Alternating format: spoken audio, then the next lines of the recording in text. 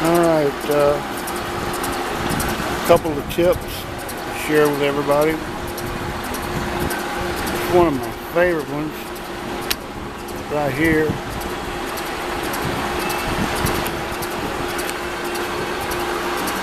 Just a little old piece of aluminum, extra screw on your tool post.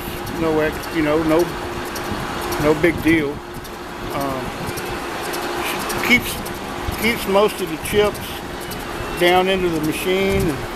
It's not perfect, but it helps. It helps. The other thing is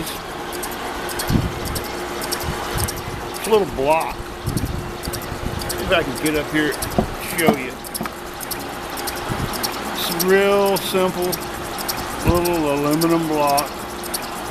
Once again, it's got a hole in it that's the same size as the set screws in my tool post. And it's got a cross drilled hole with 1/4 inch pipe threads on it. So to put my lock line on there, so it's always, no matter where my tool is, my lock line's coolant's always on my tool. Of course, it gets torn up every once in a while, but the advantages to me far outweigh the disadvantages. It just seems to work a lot better for me.